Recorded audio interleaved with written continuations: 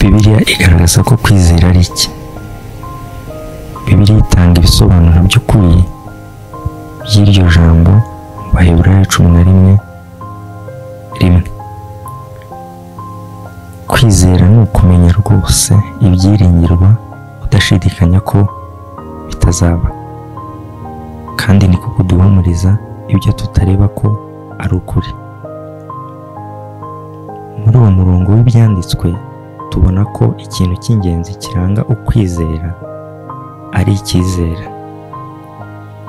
Bibiliya igaragaza ko kwizera Imana n'amasezerano yayo ari byo by'ingenzi cyane. Urugero rufatika rw'ibyo ni uko Aburahamu yahuye n'Imana mu Itangiriro 15. Kubera ko Imana yari yaramusezeranyije ko yari kuzagira urubyaro rutagira ingano, Aburahamu yizeye Uwiteka abimuhaniriza no gukiranuka. Niyo mpamvu Yehova yamubwiye ati genda. Itangiriro 15:6 intumwa Pawulo yagize iryo ibivugaho, arandika ati nta kubura kwizera kwatumye ashidikanya ku byerekeye isezerano ry'Imana, ahubwo yakomeje gukomera mu kwizera kwe agaha Imana icyubahiro, kandi yari yiringiye adashidikanya ko Imana yashoboraga no gukora icyo yari yaramusezeranyije. Ibyo ni byo by'ingenzi cyane. Kwizera bisobanura kwiringira ko Imana izasohoza amasezerano yayo. Kwizera nyakuri gushingiye kuri Bibiliya kugaragarira mu mibereho ya buri munsi. Yakobo yandika ko kwizera iyo kudafite imirimo ahubwo kuri konyine kuba gupfuye. Yakobo 2:17.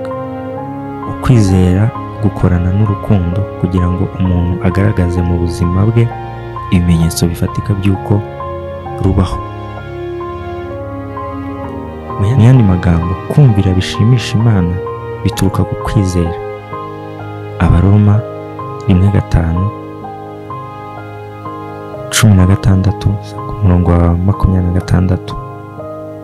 Aho kuba kumva ko ari inshingano cyangwa inshingano gusa, hari itandukaniro rinini cyane hagati y'umugabo ugurira umugore we indabyo bitewe n'ibyishimo n'umugabo uzigurira umugore we abitewe gusa n'inshingano afite n'Imana. Kwizera ni ingenzi cyane kuko ari uburyo butuma tugirana n'Imana imishyikirano. Mwakijijwe n'ubuntu kubwo kwizera.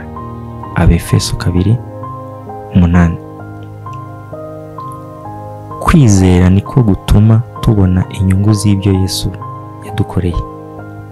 Yabayeho ubuzima bwo kumvira Imana mu buryo butunganye, apfa kugira ngo yishyure igihano cy'uko twigometse ku Mana bitewe n'icyaha, maze azuka mu bapfuye kugira ngo aneshe icyaha, urupfu na Satani. Iyo tumwizeye tubabarirwa ibyaha byacu kandi tugahabwa impano y'ubuzima bw'iteka. None se kwizera ni iki? Muri make, kwizera bisobanura kwiringira byimazeyo uwo Yesu ari we n'ibyo yakoze kugira ngo abantu babe abakiranutsi imbere y'Imana.